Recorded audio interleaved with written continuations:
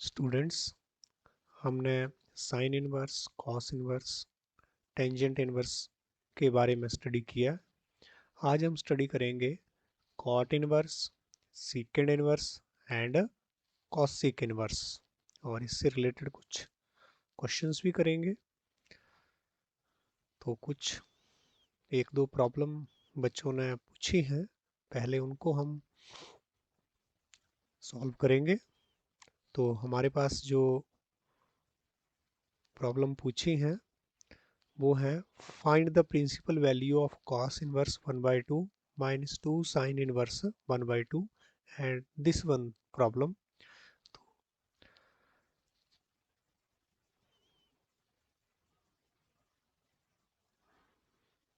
Question 1,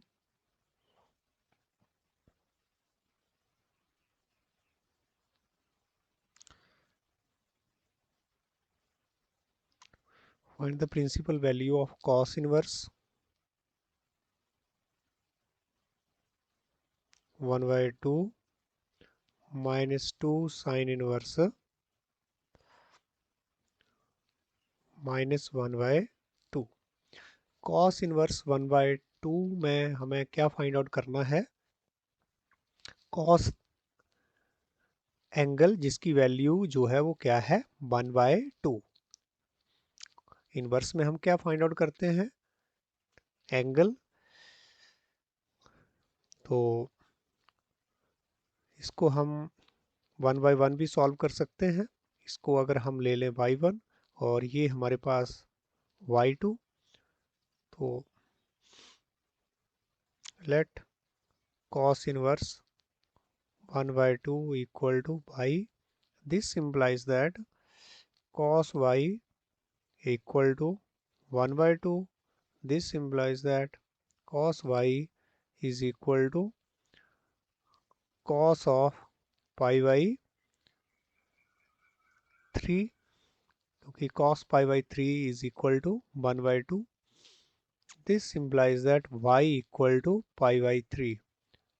अब हमें ये देखना है कि क्या ये cos जो इनवर्स हमारा फंक्शन है उसकी रेंज में ये लाई करता भी है कि नहीं। ये वाली वैल्यू हमारी उसमें लाई करनी चाहिए, तभी ये आंसर होगा। तो cos इनवर्स की हमारी रेंज है 0 टू पाई, तो ये बिल्कुल इसमें लाई कर रहा है। तो बाई यहाँ पर हमने y1 लिया है, इसको चेंज करेंगे y1 की वैल्यू। और दूसरा हमारे पास let y2 equal to 2 of sine inverse, इसको हमने y2 कंसीडर किया है। दिस इम्प्लाइज दैट हमारे पास क्या आ जाएगा, 2 को नहीं लेंगे हम, सिर्फ इसी क्वांटिटी को हम y2 लेंगे। तो 2 को एज इट इज़ यहीं रहने दें। तो यहाँ से हम 2 को हटा रहे हैं।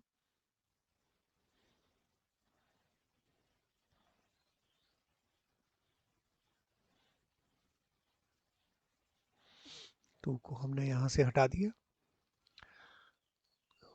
This implies that sin y2 is equal to minus y2.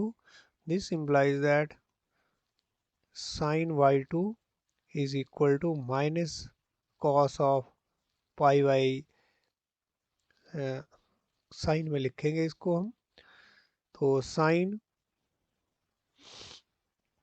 किस एंगल पे साइन 1/2 होता है, दैट इज pi/6 पे। This implies that sin y2 is equal to, इसको क्या लिख सकते हैं, sine y2 equal to sine of minus pi/6, क्योंकि sine of minus sine theta equal to sine of minus theta होता है। This implies that y2 equal to minus pi/6, लेकिन ये वैल्यू हमारी तभी होगी माइनस pi/6 अगर ये लाई करेगा साइन इनवर्स के रेंज में। तो साइन इनवर्स की हमारी जो रेंज है वो क्या है, दैट इज -π/2 टू π/2। ये बिल्कुल इसमें लाई कर रहा है। तो हमारे पास y2 की वैल्यू क्या आ गई है, -π/6। देयरफॉर हम अपने इस क्वेश्चन में भरे y1 की जगह y1 की वैल्यू और y2 की जगह y2 की वैल्यू। तो y1 हमारे पास क्या है, ये वाली क्वांटिटी, तो यहाँ हमने भर दिया है π/3। और थोड़ा चलो पहले लिख लेते हैं इसको भी, cos inverse 1/2 -2 sine inverse -1/2। This is equal to, ये हमारे पास y1 था, ये हमारे पास y2 कंसीडर किया था। y1 हमारे पास क्या आ गया है, π/3 -2, और ये वाली वैल्यू हमारे पास कितनी आ गई है, -π/6। This implies this is equal to π/3 plus 2π/6। ये 2π/6 हमारे पास minus minus plus, and this is equal to π/3 plus π/3। Solve करके हमारे पास क्या आ गया है, 2π/3। तो यही हमारा आंसर है यहाँ, 2π/3। Next question is this one, tangent inverse 2 sin 4 cos inverse 3/2।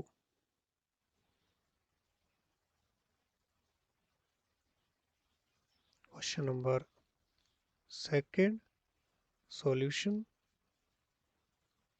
Tangent inverse 2 sin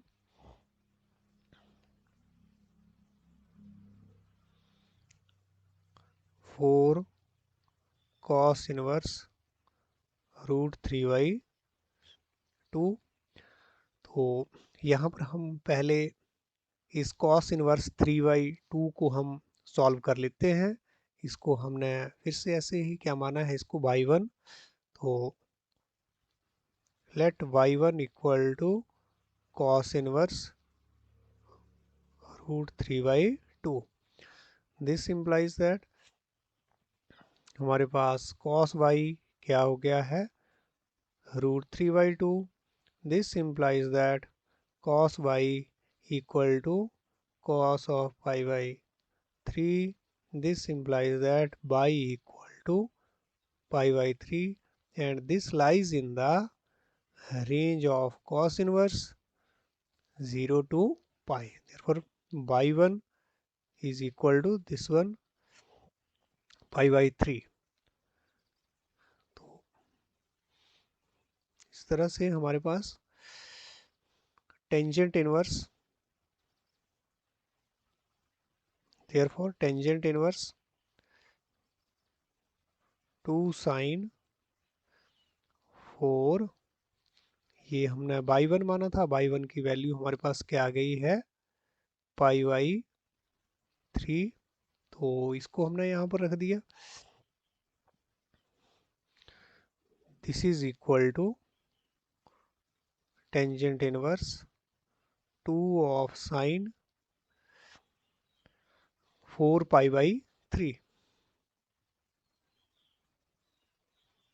तो 4 π/3 पर तो हमें वैल्यू पता नहीं है साइन की, इसलिए इसको हम 4 π/3 को क्या करेंगे, यहाँ ब्रेक कर देंगे।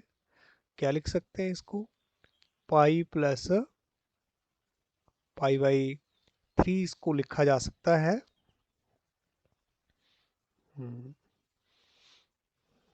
हमने जो, तो ये हमारे पास आ गया।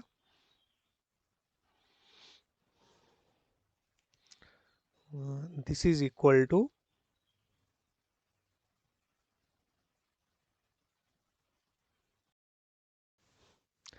यहाँ हम देखेंगे ये जो हमारे पास एंगल आया है, ये पाई/3 नहीं, पाई/6 के ऊपर क्या होगा, इसकी वैल्यू √3/2, इसको करेक्ट करेंगे। This is not 3 but it is 6।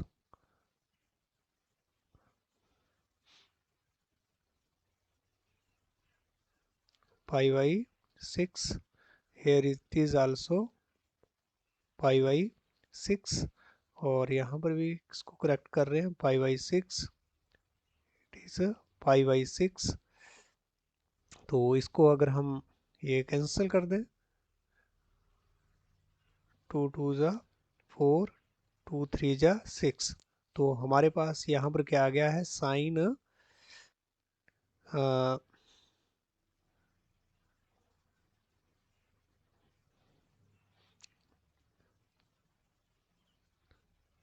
यहाँ पर हमारे पास साइन 2 पाई/3 and this is equal to tangent inverse, इसको क्या लिख रहे हैं, 2 ऑफ साइन, इसको हम ब्रेक कर रहे हैं, दिस इज पाई-पाई/3 and this is equal to tangent inverse to first second quadrant, sine is in second quadrant, और पाई के ऊपर साइन साइन ही रहेगा, साइन पाई/3। सेकंड क्वाड्रेंट में हमारा जो साइन है वो क्या रहेगा, पॉजिटिव।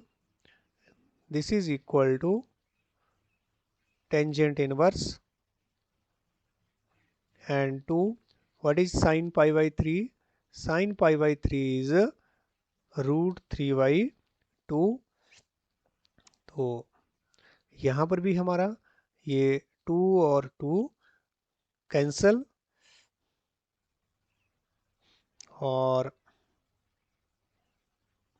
अब हमारे पास जो वैल्यू आई है दैट इज टेंजेंट इनवर्स √3।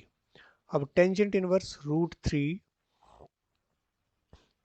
इसको हम ऐसे भी लिख सकते हैं, और tangent inverse this is what, this is tangent पाई/3। टेंजेंट पाई/3 पर वैल्यू कितनी होती है हमारे पास, √3, तो इसको ऐसे भी हम लिख सकते हैं। अब हम पहले ही पढ़ चुके हैं, इसको आप पूरी क्वांटिटी को y2 कंसीडर करके भी कैलकुलेट कर सकते थे, जैसे हम पहले कर रहे हैं, लेकिन हमने इसको इस तरह से भी है ना लिखा है, टेंजेंट पाई/3, तो ऐसे भी लिख सकते हैं। अब इसकी वैल्यू क्या होगी, आपने पहले पढ़ा है, tangent inverse tangent of theta equal to theta, लेकिन हमारा जो थीटा है वो किस में लाई करना चाहिए, वो उसकी वैल्यू टेंजेंट की जो रेंज है हमारी उसमें लाई करनी चाहिए। तो हमारा जो टेंजेंट फंक्शन है उसकी रेंज क्या है, टेंजेंट इनवर्स की रेंज, टेंजेंट नहीं, टेंजेंट इनवर्स की हमारी रेंज जो है वो क्या है, -पाई/2 टू पाई/2। तो ये बिल्कुल इसमें लाई कर रही है, इसी वैल्यू के अंदर है पाई/3। तो this one is our answer.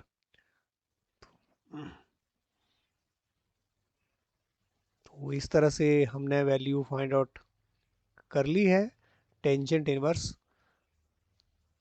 2 sine 4 cos inverse √3/2। तो स्टूडेंट अभी हम स्टडी करेंगे cot inverse.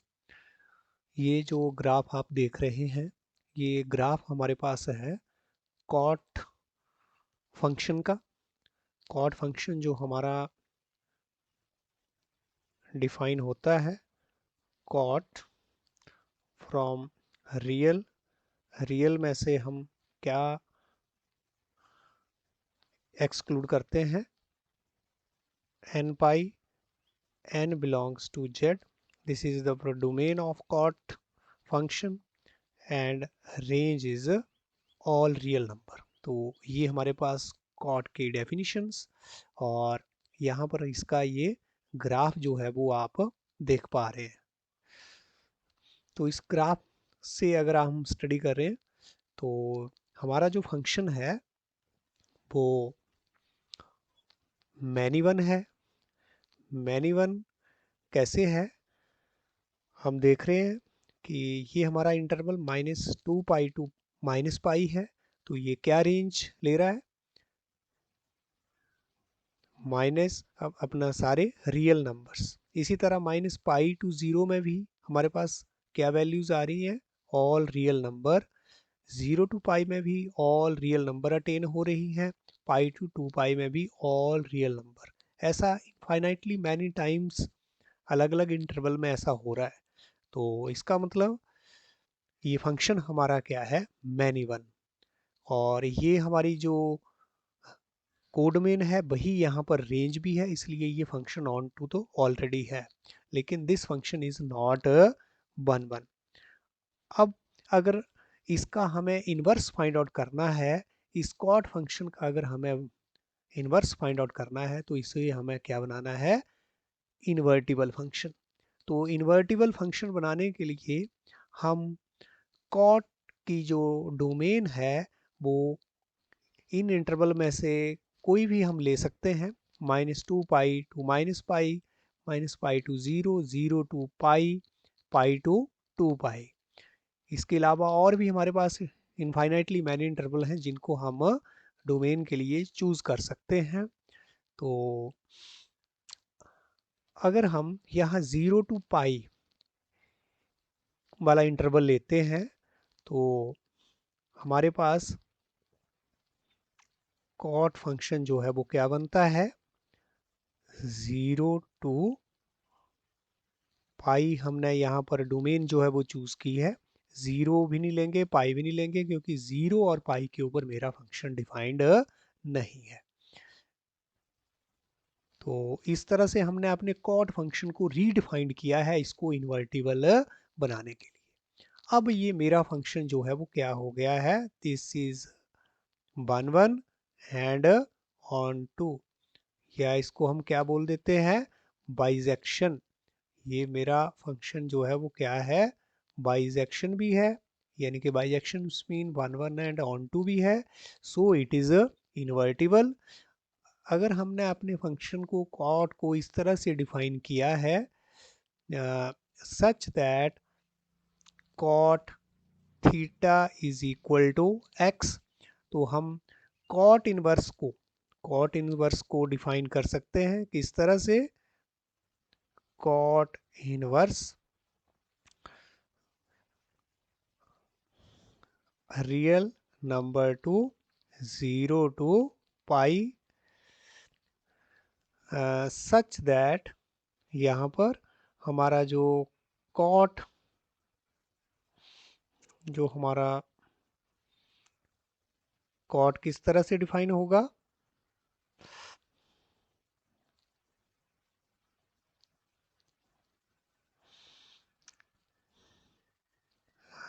Cot of x equal to theta. और यहाँ पर हमारा जो थीटा है वो किस में लाई करना चाहिए, 0 और पाई में। और x जो है वो किस में लाई करेगा, हमारा ऑल रियल नंबर में।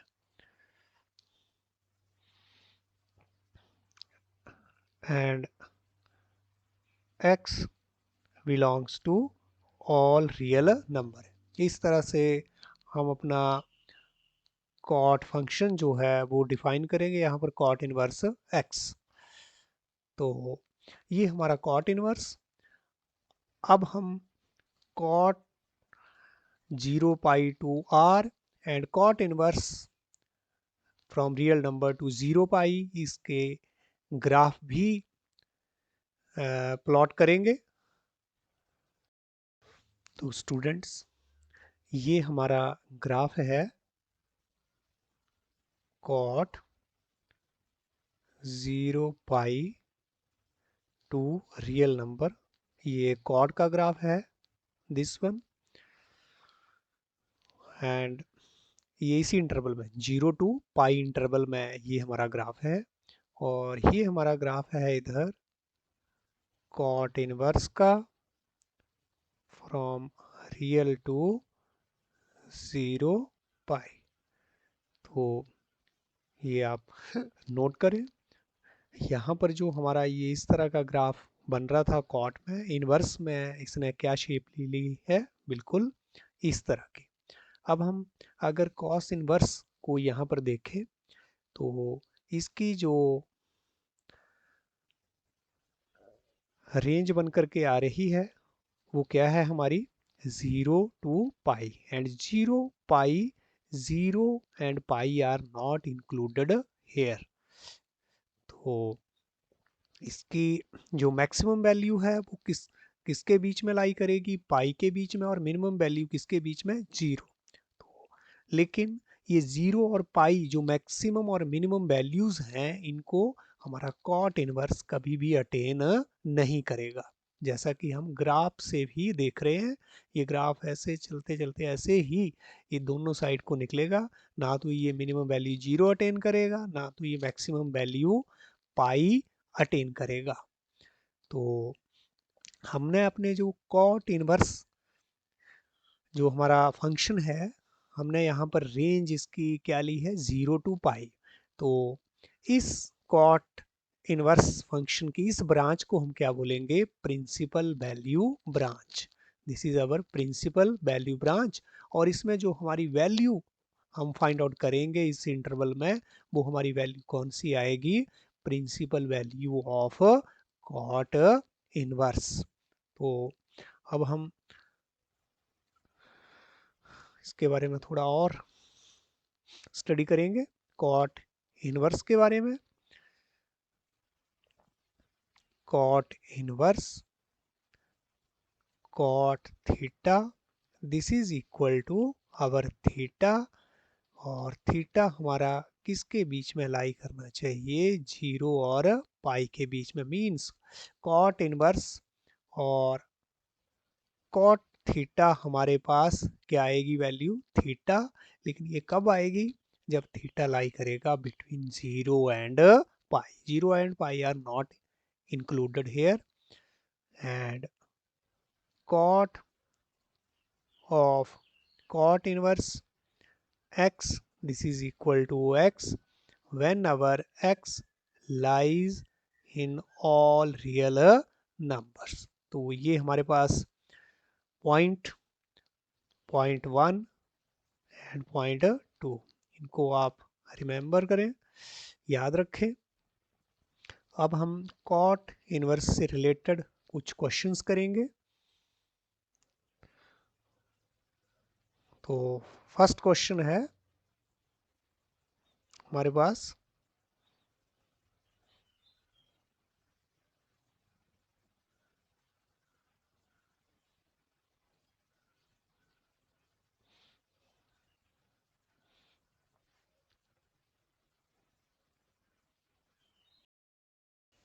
तो ये हमारे पास क्वेश्चन है कॉट इनवर्स -1, जिसकी हमें प्रिंसिपल वैल्यू फाइंड आउट करनी है।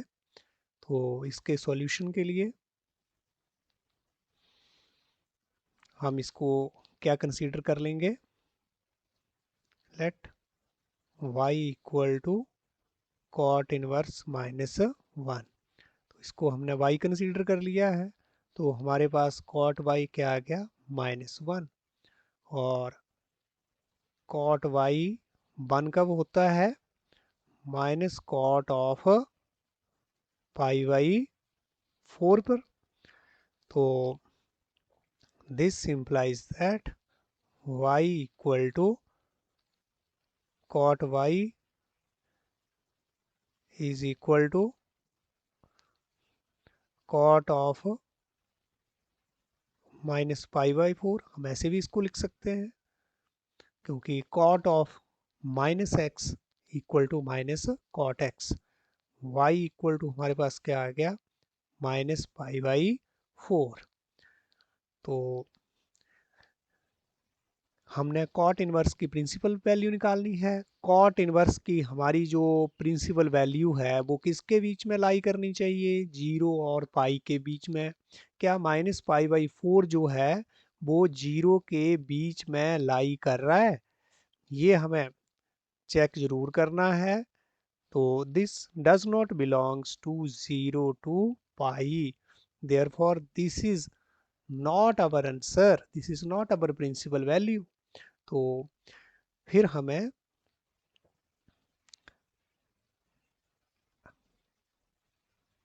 इस वैल्यू को इसके बीच में लाना है, 0 और पाई के बीच में लाना है। तो हम इसको कैसे करेंगे, हमारे पास क्या आया है, cot of y is equal to cot of minus pi by 4। यहाँ से हम इसको दोबारा से करेंगे। तो this implies that cot of y equal to, मतलब मुझे किस इंटरवल में लाना है इसको, फर्स्ट और सेकंड के बीच में। तो मैं इसको क्या लिख सकता हूँ, पाई और माइनस पाई बाई 4 को हम क्या लिख सकते हैं, this one, pi minus pi by 4। कैसे, क्योंकि कॉट जो वो सेकंड क्वाड्रेंट में आ गया है, कॉट पाई के ऊपर तो चेंज नहीं होगा, तो कॉट क्या रहेगा मेरे पास, कॉट ही रह जाएगा। और सेकंड क्वाड्रेंट में हमारा जो कॉट है वो क्या होता है, नेगेटिव। तो फिर से हमारा क्या बन जाएगा, minus of cot pi by 4। This implies that cot of I equal to cot of this one is what, this is our 3 pi by 4। this implies that pi equal to 3 pi by 4। अब हम check करेंगे कि क्या ये मेरे 0 और pi के बीच में लाई कर रहा है या नहीं। बिल्कुल, ये वाली वैल्यू जो है 3 पाई बाई 4 इसके बीच में ही आ रही है। कैसे, क्योंकि हमारे पास जो पाई है वो क्या होता है, 4 पाई बाई 4, ऐसे भी लिख सकते हैं हम पाई को। तो ये तो 4 पाई बाई 4 से ये छोटी वैल्यू है 3 पाई बाई 4, इसका मतलब इसके बीच में ये डेफिनेटली लाई करेगी। तो this is our principal value, this is our answer. Now, next question is find the domain of cot x plus cot inverse x। इसकी डोमेन हमें फाइंड आउट करनी है। तो इसके लिए हम अलग अलग निकालेंगे डोमेन ऑफ पहले कॉट की। तो कॉट की हमारी जो डोमेन है is what, all real number excluding, किसको एक्सक्लूड किया है, एन पाई को, एन बिलोंग्स टू जेड। और हमारी domain of cot inverse x की जो डोमेन है वो क्या है, ऑल रियल नंबर्स। तो जब मैंने ऐसे प्लस, मैं ऐसे cot x plus cot inverse की जब डोमेन निकालनी, इसका मतलब मुझे डोमेन निकालनी है cot x and cot inverse x की। तो एंड में हम क्या करते हैं, इंटरसेक्शन लेंगे इन दोनों डोमेन का। मतलब तो n pi, n belongs to Z, intersection किसका, रियल नंबर्स का। दिस इज व्हाट इज जो डोमेन हमें फाइंड आउट करनी है, रिक्वायर्ड डोमेन। एंड अगर हमें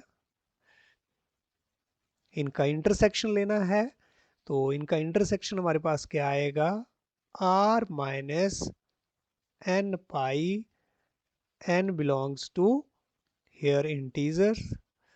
तो ये हमारे पास डोमेन आया है and this is our answer. तो स्टूडेंट अब हम स्टडी कर रहे हैं सेकंड इनवर्स, सेकंड इनवर्स। और सेकंड इनवर्स में ये हमारा ग्राफ है सेकंड फंक्शन का, सेकंड फंक्शन जो कि हम डिफाइन करते हैं second all real number excluding odd multiple of pi by two. इसके ऊपर हमारा सीकेंड फंक्शन डिफाइन नहीं होता है, और it goes to all real numbers -1 to 1। तो ये हमारी सीकेंड फंक्शन की बेसिक डेफिनेशंस हैं, ये उसकी डोमेन और ये इसकी रेंज। यहाँ पर ग्राफ पर भी हमें यही दिख रहा है, ये इसकी क्या है डोमेन एक्स एक्सिस पर, और वाई एक्सिस पर क्या है इसकी रेंज। तो ये आपने इसका ग्राफ जो है वो पहले भी स्टडी किया हुआ है सीकेंड फंक्शन का, हमने दोबारा से यहाँ पर प्लॉट किया है सीकेंड फंक्शन। जैसा कि हम ग्राफ से भी देख पा रहे हैं कि हमारा ये फंक्शन क्या है मैनी वन, मतलब ये रियल नंबर्स एक्सक्लूडिंग -1 to 1 जो है वो अटेन कर रहा है डिफरेंट इंटरवल में। अगर हम बात करें तो यहाँ पर हमारा इंटरवल है -पाई, -पाई टू -पाई/2 से के इंटरवल से लेकर के -पाई/2 to 0, मतलब पाई/2 को इंक्लूड नहीं करेंगे -पाई/2 को।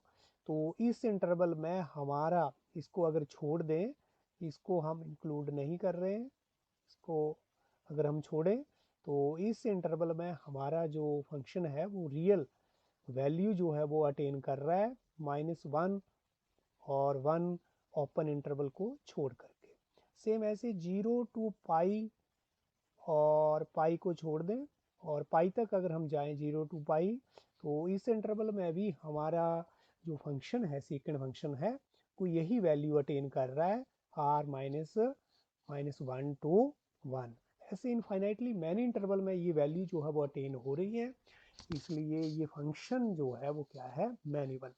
तो यहाँ पर जो इसकी ये कोडोमेन है वही इसकी रेंज भी है, इसलिए ये फंक्शन क्या है ऑन टू।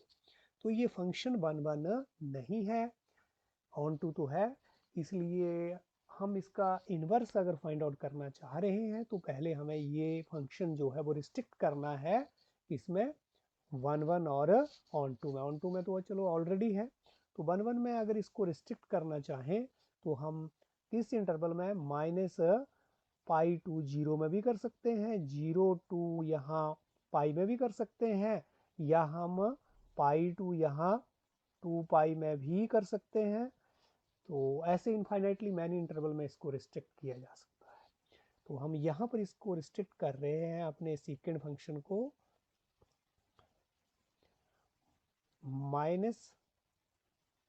-पाई/2 to 0, -पाई/2 जो है वो भी इंक्लूड यहाँ पर नहीं होगा। हम इसको किसमें रिस्ट्रिक्ट कर रहे हैं -पाई -पाई टू -पाई/2, -पाई/2 इंक्लूडेड नहीं है, यूनियन यूनियन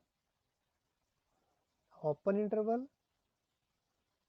-पाई/2 to 0। इसमें अगर हम इसको रिस्ट्रिक्ट करें तो हमारा ये फंक्शन क्या बन जाता है, हमारा ये फंक्शन जो है वो क्या बन गया 1 1। लेकिन हम अगर प्रिंसिपल वैल्यू ब्रांच की बात करें तो हम कौन सा इंटरवल लेंगे यहाँ पर 0 to पाई/2 और पाई/2 to पाई। तो इसको मैं यहाँ से हटा रहा हूँ। अगर हम प्रिंसिपल वैल्यू ब्रांच जो है वो सेकेंड इनवर्स की फाइंड आउट करनी है तो हम इसकी जो डोमेन है वो क्या ले रहे हैं 0 to पाई/2, 0 इंक्लूडेड यहाँ से लेकर के, this one is not included, this is closed interval, union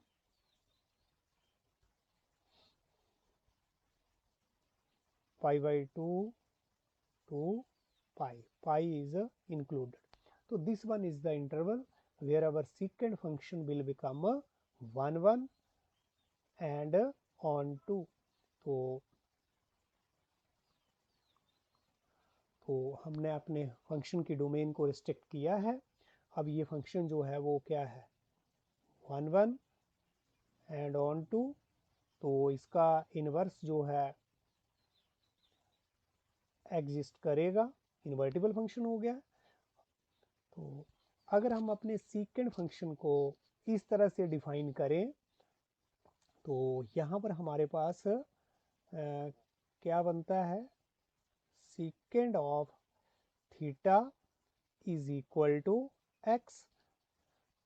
तो हम अपने इन्वर्स को किस तरह से डिफाइन कर पाएंगे, secant inverse x equal to theta and theta belongs to, theta किसको बिलोंग करेगा यहाँ पर, 0 to pi by 2 union pi by 2 to pi. तो इस तरह से हमारा ये फंक्शन, और x जो बिलोंग करेगा that belongs to all real number -1 to 1, all real number excluding -1 to 1।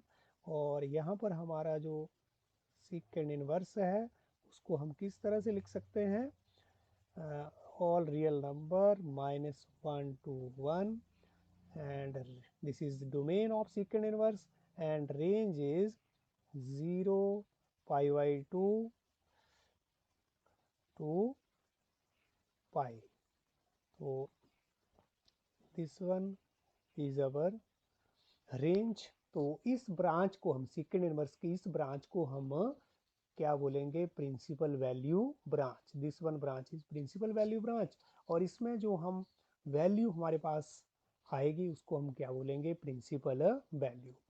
अब हम इसके बाद डिस्कस करेंगे अपने सीकेंड जो हमने रिस्ट्रिक्ट किया है, इस डोमेन में डिफाइन किया है, उसका भी ग्राफ जो है वो देखेंगे, और सीकेंड इनवर्स का ग्राफ जो है हम यहाँ पर अब देखेंगे। तो यहाँ पर ये जो ग्राफ आप देख पा रहे हैं, this one graph is of secant, and secant is our defined from, this one is our origin 0 to pi by 2 union pi by 2 to pi हमारा interval. This one domain and range is -1 to 1। This is the graph, सीकेंड function जो हमने restrict किया था उसका separately graph यहाँ पर। और अगर हम इस ग्राफ से इसका इन्वर्स प्लॉट करें तो हमारे पास इन्वर्स ये बन करके आता है। यहाँ पर जो x एक्सिस पर पॉइंट हैं वो कहाँ चले गए हैं, y एक्सिस पर। इधर आप देख पा रहे हैं पाई बाई 2 0 क्या बन गया है, 0 पाई बाई 2, और पाई कॉमा 0 क्या बन गया है, 0 कॉमा पाई वाई एक्सिस पर। और x एक्सिस के मेरे पॉइंट क्या थे, 0 1, ये क्या बन गया है 1 0, 0 -1 क्या बन गया है -1 0। इस तरह से मेरा जो ग्राफ यहाँ पर ये वाला जो पोर्शन है ग्राफ का वो इस तरह से आपको नजर आएगा, दिस वन। और जो आपका ये वाला ग्राफ है ये आपको कैसे नजर आएगा, इस तरह से। देखें आप, ये इस तरह से आपको शो होगा। और हम यहाँ पर क्या देख रहे हैं, हम यहाँ पर देख पा रहे हैं कि हमारा जो सेकंड इनवर्स है, this one is our second inverse, and domain is what, all real number. All real number, देखो मेरा जो ग्राफ है वो इसके इस पॉइंट से और इस पॉइंट से इधर को है, यहाँ पर ग्राफ बीच वाला पोर्शन, ये जो पोर्शन हम देख पा रहे हैं ये वाला पोर्शन, यहाँ पे हमारा ग्राफ नहीं है, तो सेकंड इनवर्स भी यहाँ पर डिफाइन नहीं है। तो डोमेन से हमने ये जो है वो एक्सक्लूड किया हुआ है। एंड रेंज हमारी यहाँ पर क्या बन रही है 0 टू पाई।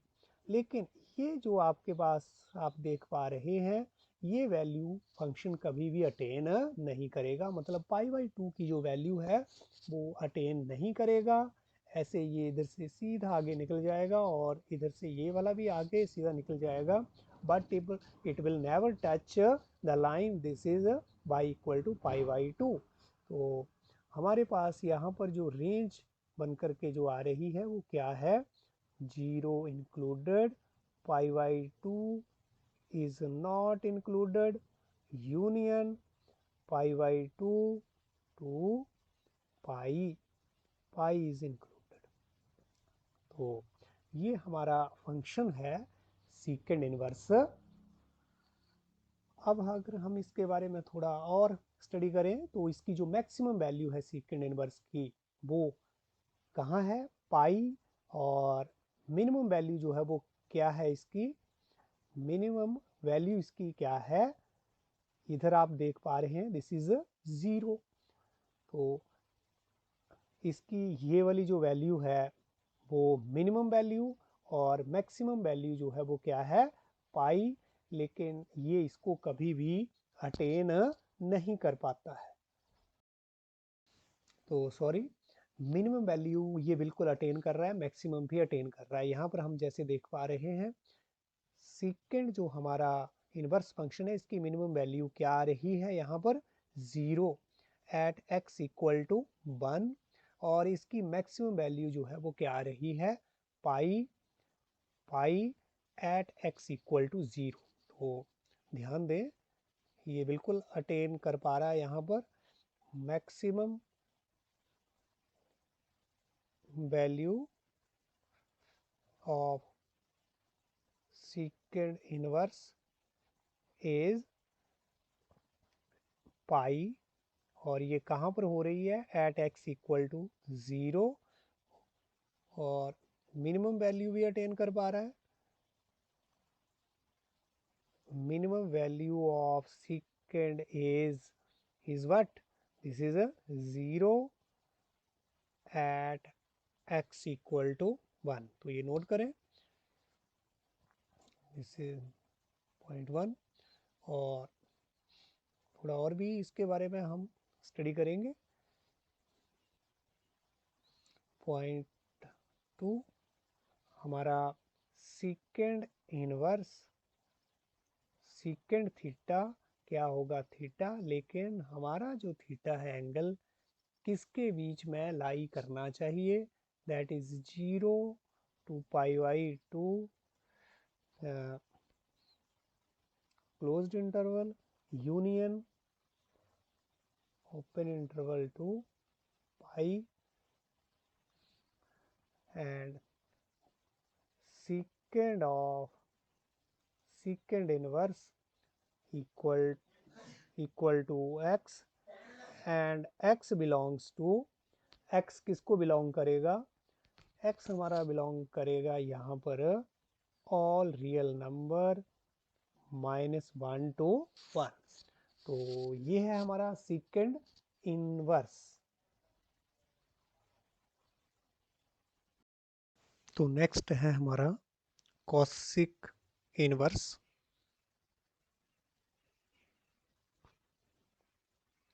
इसको स्टडी करेंगे। सबसे पहले हम ग्राफ देखेंगे कॉसिक फंक्शन का। तो ये हमारा कॉसिक फंक्शन का ग्राफ आप देख रहे हैं।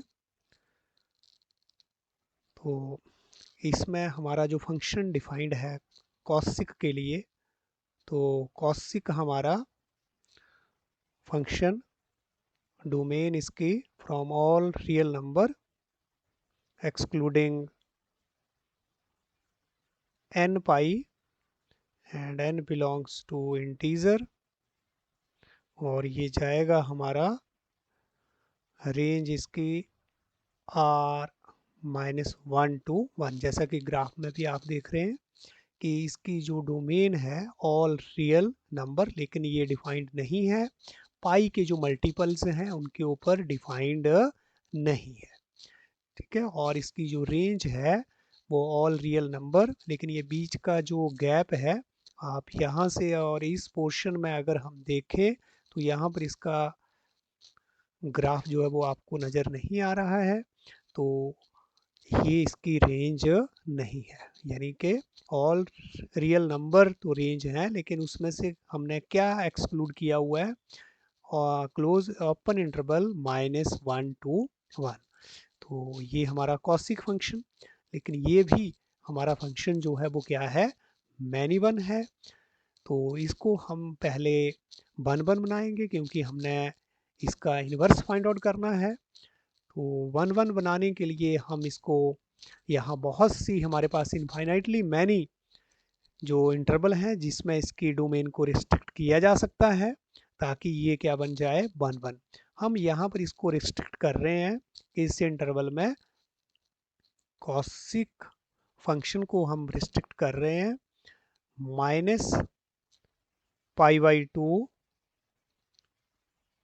-π/2 closed interval to 0 open union 0 open to π/2। इस इंटरवल में हम इसको रिस्ट्रिक्ट कर रहे हैं, और जो इसकी रेंज है वो तो वही रहेगी, r -1 to 1। तो इस तरह से ये वाली हमारे पास जो है वो डोमेन -π/2 to 0, 0 इंक्लूड नहीं है क्योंकि 0 के ऊपर हमारा फंक्शन डिफाइन नहीं है, और 0 to π/2 ये हमारा डोमेन, ये हमारा इंटरवल रहेगा जिसमें हमने कॉसिक को अब डिफाइन किया है।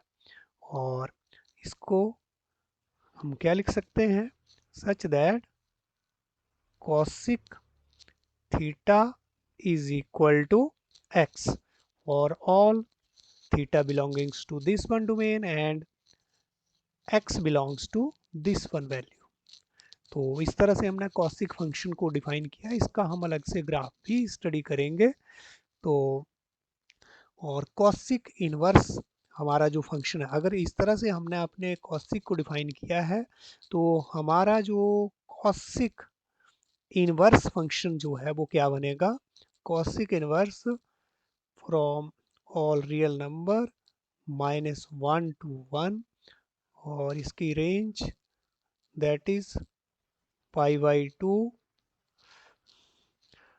to 0 open union 0 to π/2। तो ये हमने कॉसिक इनवर्स को डिफाइन किया है। तो सच दैट कॉसिक इनवर्स हमारा x क्या बन जाएगा, थीटा, और थीटा हमारा जो है वो किसको बिलोंग करेगा, this belongs to this one value π/2 to 0 union 0 to π/2। तो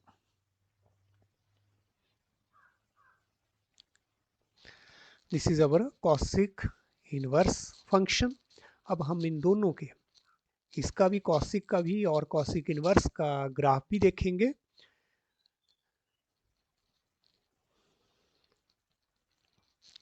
तो यहाँ पर ये जो ग्राफ आप देख रहे हैं, ये सेपरेटली हमने किसके लिए बनाया है, this is for our cosec -π/2 to 0 union 0 to π/2 goes to 0 -1 to 1। तो ये हमारा ग्राफ है कॉसिक फंक्शन का, जो कि हमारा फंक्शन क्या बन गया है, ये this one function is our one one, जो ये दोबारा से हमने रीडिफाइन किया अपनी डोमेन को रिस्ट्रिक्ट करके। तो हमारा ये फंक्शन क्या बन गया, one one and onto, इसलिए ये फंक्शन जो है वो क्या हो गया, इनवर्टिबल। तो ये हमारा फंक्शन, तो इसमें इसकी जो डोमेन है वो ये 0 को इंक्लूड नहीं किया गया है, और रेंज जो है that is all real number excluding -1 to 1। इधर आप देखें तो ये हमारा जो ग्राफ है वो किसका है, this is our cosec inverse. Cosec inverse का अगर हमने ग्राफ जो बिल्कुल इस फंक्शन से ही, इस ग्राफ से ही बना है, तो यहाँ पर जो हमारे जो पॉइंट हैं वो एक्स एक्सिस के ऊपर जो पॉइंट थे वो बिल्कुल वाई एक्सिस पर चले गए हैं, और वाई एक्सिस के जो पॉइंट थे वो कहाँ पर आ गए हैं, एक्स एक्सिस के ऊपर पॉइंट जो है वो आ गए हैं। तो इसका ग्राफ आप इस तरह से, जो ये वाला पोर्शन है हमारा, ये जो आप पोर्शन देख पा रहे हैं, तो इसका ग्राफ जो है अब इनवर्स में कुछ ऐसे बन रहा है, दिस वन। एंड ये वाला जो ग्राफ है वो कैसे बन रहा है, वो इस तरह की शेप जो है वो ले रहा है। तो यहाँ पर अगर हम देखें कॉसिक इनवर्स में, तो इसकी जो मिनिमम वैल्यू है वो कितनी आ रही है हमारे पास, कॉसिक इनवर्स की जो मिनिमम वैल्यू अगर हम देखें, तो दिस इज -π/2, और किसके ऊपर आ रही है, -x के ऊपर। अगर हम इसको लिख भी लेते हैं, मिनिमम वैल्यू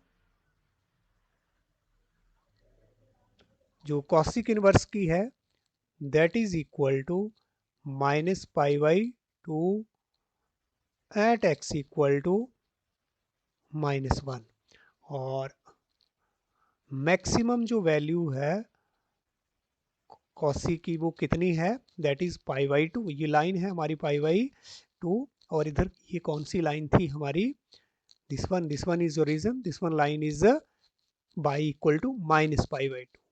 तो यहाँ पर मैक्सिमम वैल्यू जो है वो कितनी है, π/2 at x equal to 1, at x equal to 1, this is our maximum value of a cosec inverse। तो ये हमने ग्राफ से भी इसको स्टडी किया है, कॉसिक इनवर्स को। आप बड़े अच्छे ढंग से इनको अंडरस्टैंड करें। तो अब यहाँ पर हमारे पास जो cosec inverse, cosec theta, sorry this is not cos but cosec, cosec inverse cosec theta is equal to theta, and theta जो है वो किसके बीच में लाई करना चाहिए, domain of cosec theta. Domain of जो आपकी कॉसिक थीटा है वो हमारे पास क्या है, -π/2 टू 0 यूनियन 0 टू π/2, इसके बीच में आपका एंगल जो है वो लाई करना चाहिए, तब हमारा कॉसिक इनवर्स कॉसिक थीटा किसके बराबर होगा, थीटा के बराबर। ऐसे ही हमारा कॉसिक इनवर्स एक्स जो क्या होगा हमारे पास, x for all x belonging to, x जो है वो डोमेन है कॉसिक इनवर्स की। तो कॉसिक इनवर्स की डोमेन जो है वो हमारे पास क्या है, ऑल रियल नंबर, उसमें से क्या एक्सक्लूड किया जा रहा है, -1 to 1। देखो हमारा जो कॉसिक की जो वैल्यू आ रही है कॉसिक इनवर्स की, तो इधर से -1 से पहले वाली वैल्यू को छोड़ा हुआ है, तो और इधर 1 से इधर वाली वैल्यू जो है वो छोड़ रखी है। तो ये हमारी x जो है वो किसको बिलोंग करना चाहिए, R excluding the value of in interval, open interval -1 to 1। तो ये था हमारा कॉसिक इनवर्स फंक्शन। तो इस तरह से हमने सारे ही इनवर्स ट्रिग्नोमेट्रिक फंक्शन को स्टडी कर लिया है। अब हम कुछ सीकेंड इनवर्स और कॉसिक इनवर्स से रिलेटेड कुछ क्वेश्चंस लेंगे। तो हमारा ये question number 1, secant inverse -√2, let y equal to secant inverse -√2, this implies that secant y equal to -√2, this implies that secant y is, अब √2 जो है वो किस एंगल पर होगा secant, तो वो हमारे पास है secant ऑफ π/4, कि cos पाई बाई 4 हमारे पास क्या होता है 1/√2, तो उसका जो रेसिप्रोकल सीकेंड पाई बाई 4 हो गया -√2. This implies that secant y is secant of, इसको हम क्या लिख सकते हैं, secant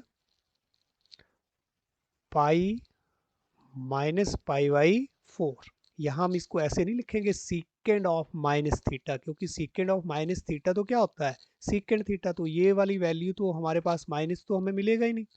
तो इसको हम इस तरह से सेकंड क्वाड्रेंट में लेकर के जा रहे हैं, और सेकंड क्वाड्रेंट में हमारा सीकेंड क्या होता है नेगेटिव, और पाई के ऊपर एंगल चेंज नहीं होता है, सॉरी ट्रिग्नोमेट्रिक फंक्शन चेंज नहीं होता है, तो क्या रहेगा हमारा secant pi by 4. This implies that secant y equal to, यहाँ इसको अगर हम सॉल्व करें तो हमारे पास क्या आएगा 3 pi by 4, and this implies that y equal to 3 pi by 4. और हमारे पास ये जो वैल्यू है वो किसके बीच में लाई करनी चाहिए, जो सीकेंड इनवर्स की जो रेंज है, प्रिंसिपल जो रेंज है, यहाँ पर हम फाइंड आउट कर रहे हैं इसकी प्रिंसिपल वैल्यू. प्रिंसिपल वैल्यू हम यहाँ पर कैलकुलेट कर रहे हैं, तो इसकी जो रेंज है वो हमारे पास क्या आती है 0 टू पाई बाई 2, 0 टू पाई, और वहाँ से हमने क्या एक्सक्लूड कर रहे थे, हम पाई बाई 2 के ऊपर हम क्या लगा रहे थे रेंज में ओपन इंटरवल, तो इसका मतलब ये वाली वैल्यू इंक्लूड नहीं होनी चाहिए. और बिल्कुल 3 पाई बाई 4 जो है वो यहाँ पर आ रहा है 0 और पाई के बीच में, और ये पाई बाई 2 तो है नहीं, तो इसलिए यही हमारा आंसर होगा. This one is our answer 3 pi by 4. तो नेक्स्ट क्वेश्चन हमारे पास tangent inverse √3 minus secant inverse -2. यहाँ पर हमारे पास ये दो ट्रिग्नोमेट्रिक फंक्शन, तो यहाँ पर हम क्या करेंगे, एक को हमने y1 कंसीडर कर लिया, दूसरे को हमने y2 कंसीडर कर लिया. अगर ये हमारे पास y1 है तो this is y1 equal to क्या हो जाएगा tangent inverse √3. This implies that tangent हमारे पास y equal to √3. This implies that tangent y equal to tangent pi by 3. This implies that y equal to pi by 3, और पाई by 3 हमारा किस में आना चाहिए, वो टेंजेंट की रेंज में आना चाहिए, प्रिंसिपल रेंज. तो यहाँ पर ये किस में आ रहा है, this is minus pi by 2 और पाई बाई 2, ये हमारे टेंजेंट इनवर्स की जो प्रिंसिपल रेंज है ये, तो यहाँ पर भी हम इसकी प्रिंसिपल वैल्यू ही फाइंड आउट कर रहे हैं. दिस इम्प्लाइज दैट, तो अब ये हमारा टेंजेंट इनवर्स जो है √3 की वैल्यू ये आ गई है y equal to pi by 3. अब इसी तरह से हम नेक्स्ट जो है वो इसका y2 निकाल लेते हैं. तो हमारे पास यहाँ पर y2 इक्वल टू सीकेंड इनवर्स -2 हमने कंसीडर किया है, तो हमारे पास सीकेंड y2 क्या आ जाएगा -2, और दिस इम्प्लाइज दैट सीकेंड y2 हमारे पास -2 वैल्यू सीकेंड की कब होती है सीकेंड पाई बाई 3 पे. दिस इम्प्लाइज दैट सीकेंड, अब फिर से इसको सीकेंड ऑफ माइनस थीटा नहीं लिख सकते, तो हम इसको क्या करेंगे, इसको हम सेकंड क्वाड्रेंट में लेकर के जा रहे हैं -पाई by 3, and this implies that y2, इसको अगर हम सॉल्व करें तो क्या आ गया हमारे पास, this is 2 pi by 3, 2 pi by 3, और ये बिल्कुल हमारा लाई कर रहा है सीकेंड की, हमने यहाँ पर जो है वो रेंज लिखी है 0 to पाई, बिल्कुल ये 0 to पाई के बीच में आ रहा है और पाई बाई 2 ये है नहीं, तो बाई 2 हमारे पास ये वाली वैल्यू आ गई है। तो अब हम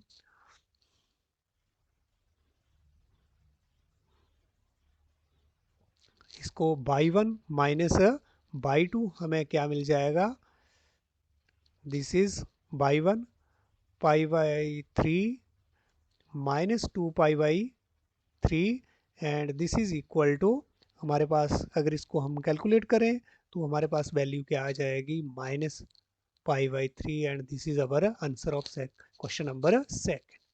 नेक्स्ट हमारे पास है कॉसिक इनवर्स माइनस 1/2, इसको भी हमने y कंसीडर कर लिया है।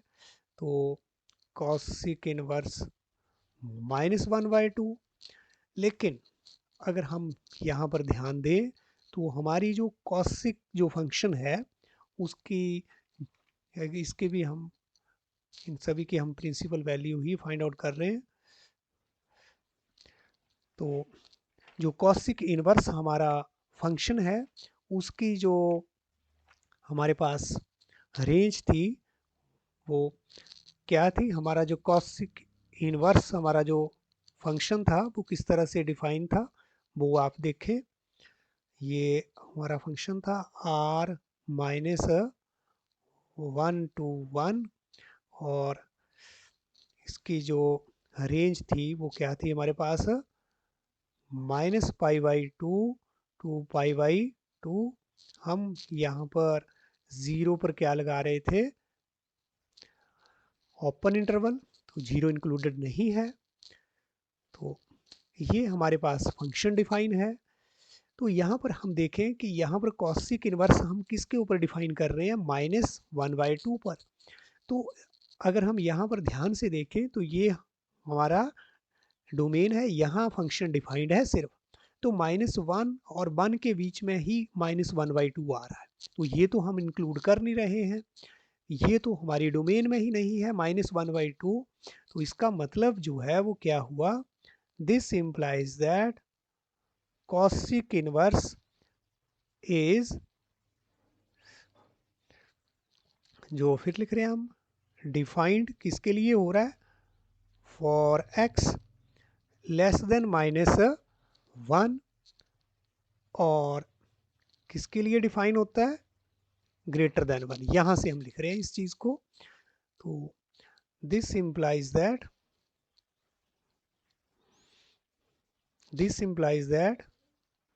cosic inverse is not defined at x equal to -1/2. This implies that cosic inverse -1/2 is an empty set। ये हमारे पास क्या आएगा, cosic इनवर्स -1/2 में हमारे पास एम्प्टी सेट आएगा, क्योंकि इसके ऊपर हमारा फंक्शन जो है वो डिफाइंड ही नहीं है। ये वाली टर्म जो है वो क्या हो जाती है, मीनिंगलेस, इसका कोई मीनिंग नहीं है। तो ये हमारे पास क्या आएगा, empty set. Next question is question number 4, cosec inverse -1/2। तो इसको भी हम क्या ले लेंगे, y equal to cosec inverse -2। यहाँ से हम देखेंगे तो हमारे पास क्या आ गया है, कॉसिक y इक्वल टू -2।